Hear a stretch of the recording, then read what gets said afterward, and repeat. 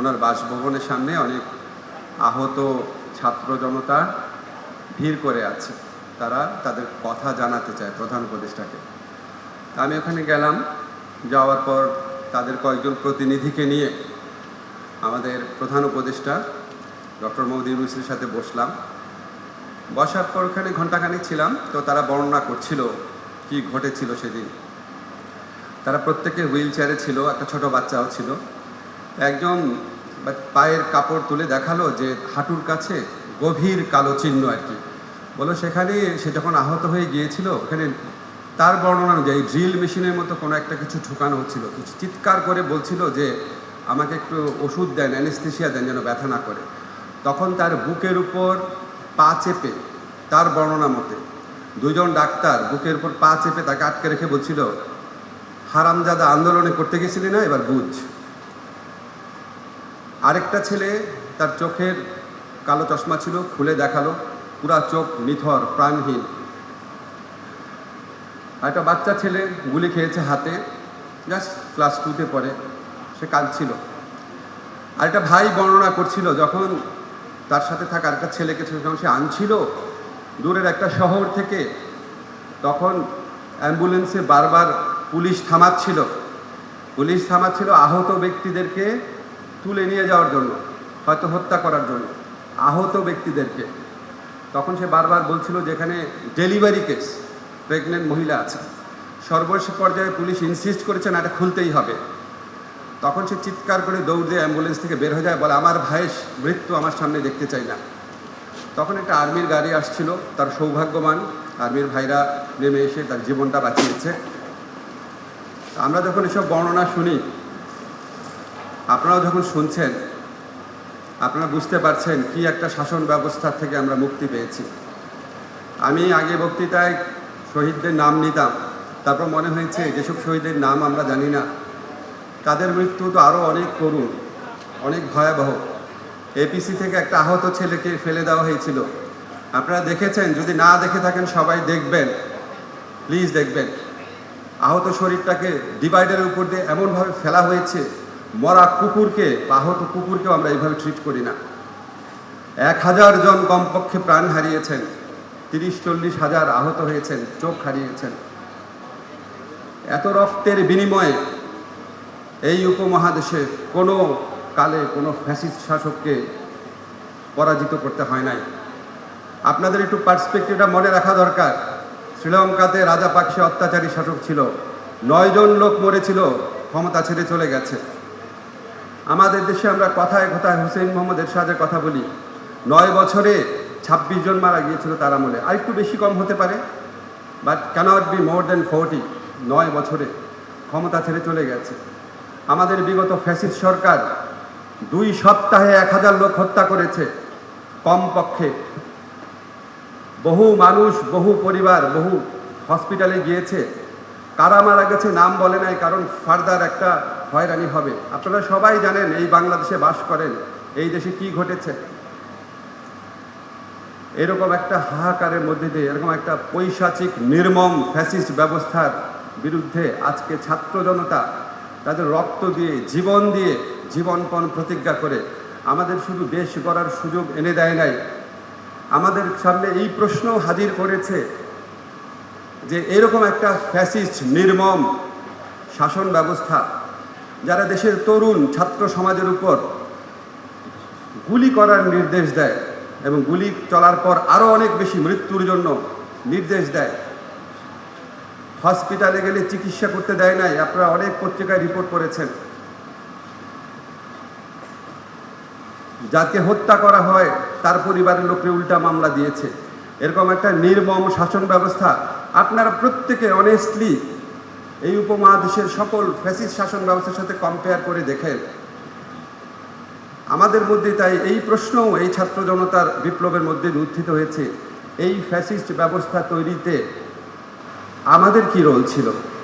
আমরা কি এই অন্যায়ের বিরুদ্ধে ভূমিকা পালন করেছিলাম? আমরা বলতে আমরা বিশ্ববিদ্যালয়ের শিক্ষক, সাংবাদিক, সাহিত্যিক, বিচারক, সরকারি প্রশাসনে যারা লোক আছে, আমরা কি আমাদের দায়িত্ব পালন করেছিলাম? আমরা ছোটোবেলা থেকে একটা কথা পড়ি যে অন্যায় যে সহে আর অন্যায় যে করে মম ঘৃণা যেন তাহে তৃণ সমদ হয়, সবাই একই চাপে। আমরা কি আসলে করেছিলাম? আমি এই প্রশ্নটা আপনাদের সবার কাছে রেখে গেলাম, আমার কাছেও রাখি। আমার খুব মনে হয়, আমি নিজে বিচার অঙ্গনের লোক এই সেন্সে যে আমার অনেক ছাত্র বিচারক, অনেক ছাত্র হাইকোর্টে বিচারক, আমার বন্ধুরা হাইকোর্টে বিচারক, আমার বড় ভাইরা হাইকোর্টে বিচারক। আজকে আপনারা যতটুকু জানেন আমার কোনো কিছু কম জানার কথা না। তো আমার কাছে বারবার মনে হয় এই প্রশ্নটা উত্থাপন করার সুযোগ আমি টেলিভিশন টক শোতে পেতাম। আল্লাহ আজকে আমাকে সুযোগ দিয়েছে প্রশ্নটা এখানে করার, যে আমরা কি আমাদের ভূমিকা পালন করতে পেরেছিলাম কিনা। এখন দুঃস্বপ্ন, হতাশা, দুঃখের দিন হয়তো শেষ হয়েছে। আমরা একটা নতুন বিগিনিং করেছি। আপনারা দেখেছেন আমরা এমন একজন চিফ জাস্টিসকে পেয়েছি, আমি ব্যক্তিগতভাবে সারা জীবন ওনাকে শ্রদ্ধা করতাম। আপনারা প্রত্যেকে জানেন ওনার সাথে আগের চিফ জাস্টিসের পার্থক্য কী। এগুলি বলা হয়তো খুব অ্যাপ্রোপ্রিয়েট না, এখানে পলিটিক্যালিও কারেক্ট না, বাট আপনারা একটু চিন্তা করে দেখবেন যে উনি শুধু শিক্ষার ক্ষেত্রে না, ইন্টিগ্রিটির ক্ষেত্রে, দক্ষতার ক্ষেত্রে, যোগ্যতার ক্ষেত্রে, ন্যায় বিচারের ক্ষেত্রে ওনার অবস্থানটা কোথায়। আমি এটা কেন বললাম, বিকজ এই চিফ জাস্টিসের নিয়োগের মধ্যে দিয়ে আপনারা আমাদের ইন্টেনশনটা বুঝতে পারবেন, আপনারা এই নতুন সরকারের ইন্টেনশনটা বুঝতে পারবেন যে আমরা মেধাকে মূল্যায়ন করি, সততাকে মূল্যায়ন করি, যোগ্যতাকে মূল্যায়ন করি। এই chief justice doctor Syed Refaat আহমেদের নিয়োগ এটার একটা সিগনেচার স্টেটমেন্ট। আমরা যখন অ্যাপিলেট ডিভিশনে আমাদের সরকারের সুযোগ এসেছে, আমরা এই যোগ্যতার ভিত্তিতে নিয়োগ দেওয়ার চেষ্টা করেছি আমাদের সরকারের পক্ষ থেকে। শুধু আমার মন্ত্রণালয়ের কথা বলছি না, ভবিষ্যতে নিয়োগের ক্ষেত্রে আমরা এরকম করার চেষ্টা করব। আমি মনে করি, ব্যক্তিগতভাবে আমি মনে করি, বিশ্বাস করি, আজকে আপনারা নিম্ন আদালতে যারা জাজ আছে আপনি দেখবেন তাদের একটা থরো কম্পিটিটিভ এক্সামের মধ্যে দিয়ে যেতে হয়। আমি উচ্চ আদালতের উপর রিসার্চ করেছি, ইউএনডিপির প্রজেক্টে কাজ করেছি। আমি উচ্চ আদালতের ক্ষেত্রে এরকম নিয়োগ পদ্ধতি দরকার আছে কিনা এগুলি বিষয়ে অনেক চিন্তা ভাবনার খোরাক আছে। আমার উচ্চ আদালত, আমার নিম্ন আদালত, যেই উচ্চ আদালত যে নিম্ন আদালতকে কন্ট্রোল করবে, অভিভাবকত্ব করবে, সেই উচ্চ আদালত তো আরও বেশি যোগ্য, আরও বেশি সৎ, আরও বেশি ডেডিকেটেড বিচারকের প্রয়োজন আছে।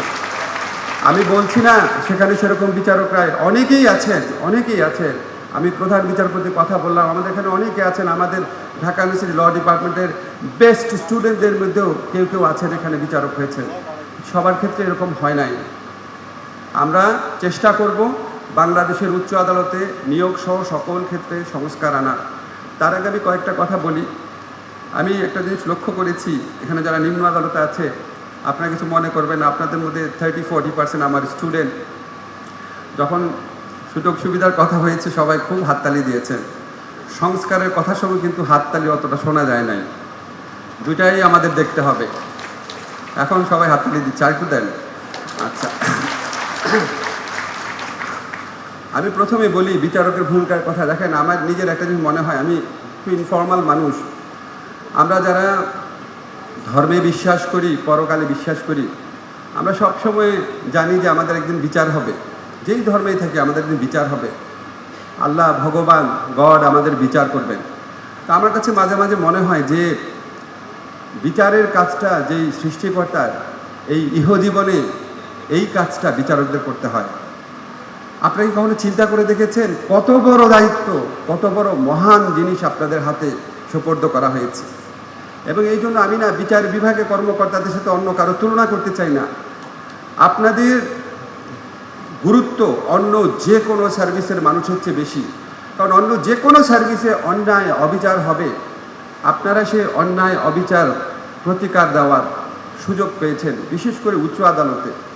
ফলে এখানে যখন অনেক কিছু ঘটতো, আমি টক শোতে অনেক কিছু বলতাম, নাগরিক হিসাবে দেখতাম, খুব কষ্ট লাগতো। প্রায় দেখতাম যে কনভেনশনাল একটা স্টেটমেন্ট থাকতো প্রধান বিচারপতির ভাষণে, বা অন্যান্য বিচারপতিরা সুযোগ পেলে বলতেন বিচার বিভাগের মর্যাদা রক্ষা করতে হবে, বিচার বিভাগের ভূমিকাকে প্রশ্নবিদ্ধ করতে হবে না, বিচার বিভাগের ইমেজকে রক্ষা করতে হবে। তখন আমার সবসময় কিছু কথা বলতে ইচ্ছা হতো, যে কথাগুলো আমি বলতামও, আজকে আপনাদের সামনে বলার সুযোগ আল্লাহ তাআলা দিয়েছে। বিচার বিভাগের মর্যাদা, ইমেজ সবচেয়ে বেশি নির্ভর করে বিচার বিভাগের কর্মকর্তাদের উপর। বিচার বিভাগের কর্মকর্তাদের উপর। বিচার বিভাগে যদি এমন কোনো বিচারক, প্রধান বিচারপতি থাকেন যিনি একটা ছাত্র সংগঠন থেকে ফুলের শুভেচ্ছা নেন, পুলিশের একজন ধিকৃত কর্মকর্তার থেকে সোনার তরবারি নেন, যদি বিচার বিভাগে এমন কোনো প্রধান বিচারপতি থাকে যিনি আন্দোলনরত ছাত্রদের কাছে উপহাস করেন, যদি এমন কোনো বিচারপতি থাকে যিনি টকশোয়ে বক্তব্যের জন্য স্বরাষ্ট্র মন্ত্রণালয়কে নির্দেশ দেন যে কেন তার বিরুদ্ধে ব্যবস্থা নেওয়া হচ্ছে না, বিচারপতির দায়িত্ব মৌলিক অধিকার রক্ষা করা, আর উনি স্বরাষ্ট্র মন্ত্রণালয়কে নির্দেশ দেন কেন তার মৌলিক অধিকার নষ্ট করা হচ্ছে না, লঙ্ঘন করা হচ্ছে না, গ্রেফতার করা হচ্ছে না।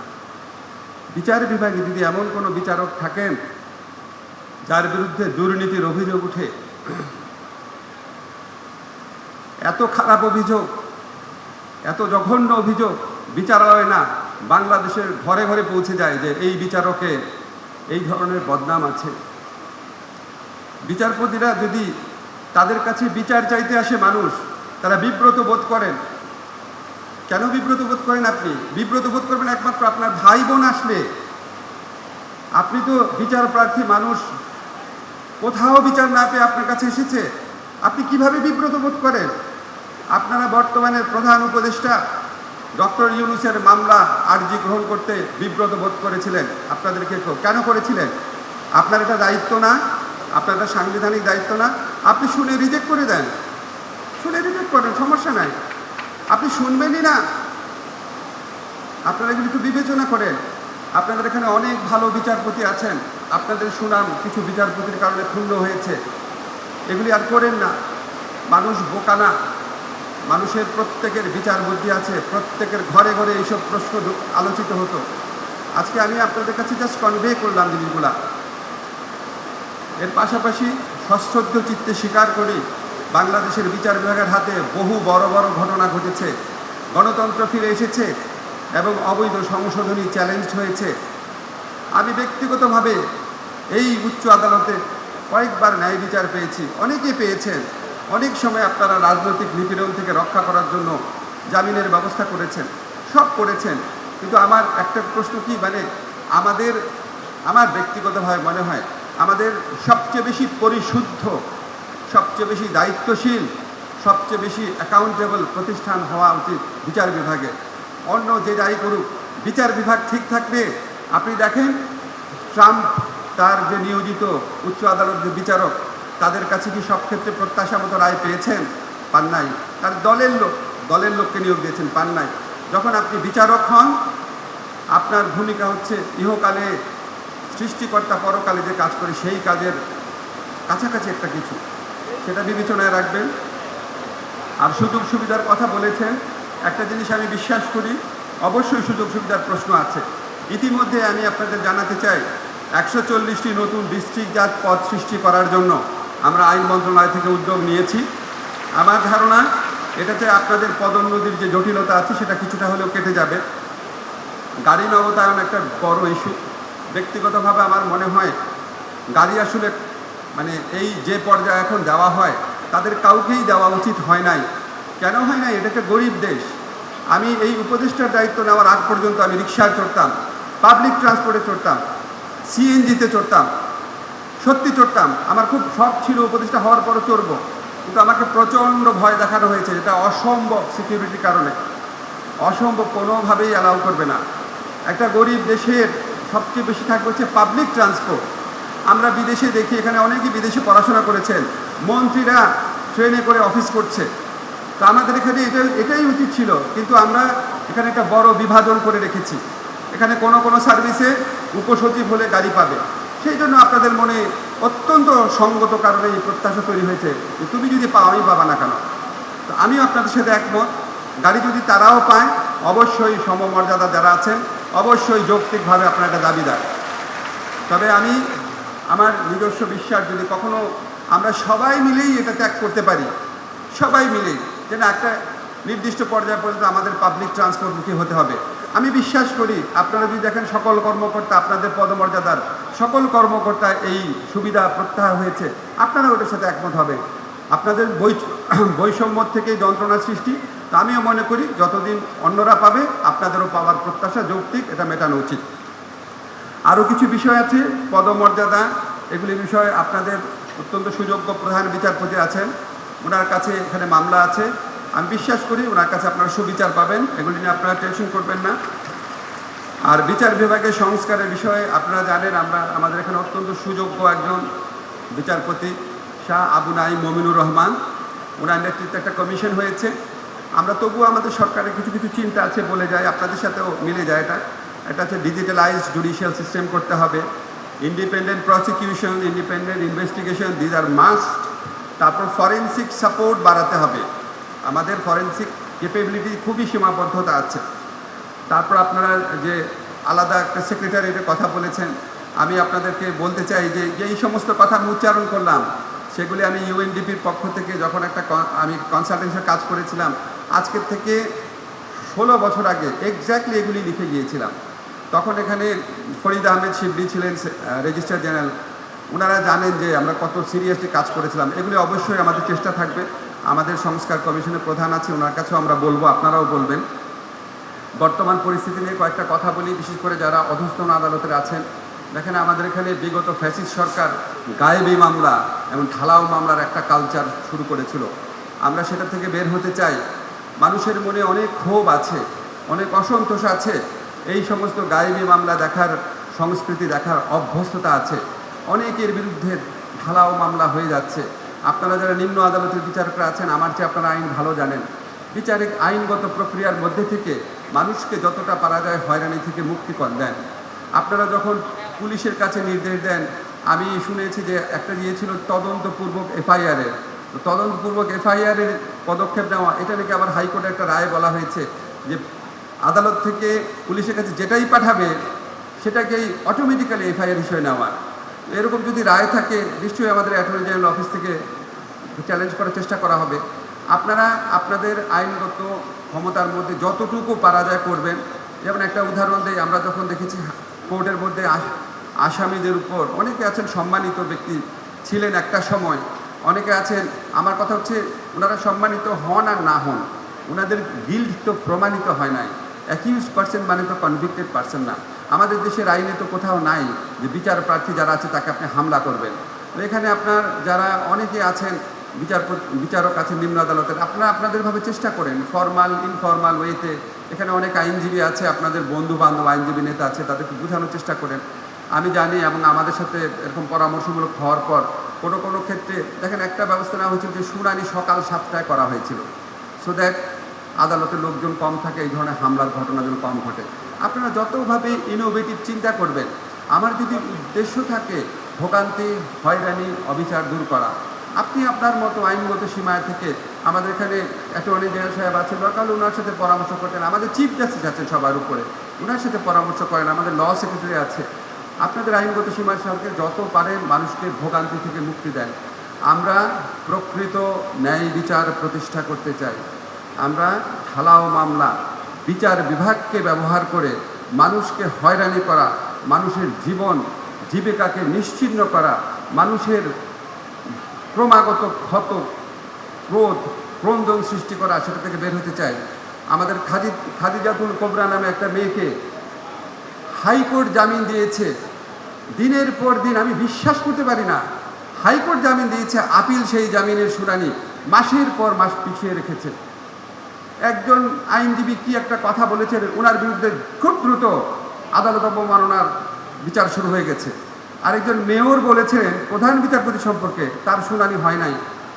মানুষ বোকা না, এত জাজ্জল্যমান মানে অবিচার কোনোদিন যেন আমাদের এই বিচার বিভাগ থেকে না হয়। মানুষের মনে প্রশ্ন আসে, তখন মানুষের বিশ্বাস চলে যায়। আপনাদের যখন আপনারা নিয়োগ পেয়েছেন, শপথ নিয়েছেন, শপথের প্রতি আপনাদের এলিজিয়েন্স রেখেন, কোনো দলের প্রতি রেখেন না। আমি আপনাদেরকে লর্ড ডেনিংসের কথা বলতে পারতাম, হবস, লক, রুশো, সামাজিক চুক্তি মতবাদের কথা বলতে পারতাম, universal declaration of human rights, অনেক কিছু আমাদের কনস্টিটিউশনে অনেক কিছু বলা যেত। আসলে কিছুই দরকার হয় না। আপনি আপনার বিবেকের সাথে কথা বলেন। আপনার প্রতি যেই আচরণ অন্যরা করলে আপনি কষ্ট পেতেন, অবিচার মনে করতেন, সেটা কারোর সাথে করেন না। এই সিম্পল জিনিসটা করলেই অনেক অনেক ন্যায় বিচার প্রতিষ্ঠা করা যায়। সবাই ভালো থাকবেন। আমাদের একটা সম্মিলিত প্রচেষ্টায় ইনশাআল্লাহ আমরা এমন একটা বিচার বিভাগ প্রতিষ্ঠা করার চেষ্টা করব ইনশাআল্লাহ, যেখানে প্রকৃত ন্যায় বিচার হয়, যেখানে এসে মানুষ স্বস্তি পায়, যেটাকে মানুষ ভরসা মনে করে। সবাই ভালো থাকবেন। ধন্যবাদ সবাই।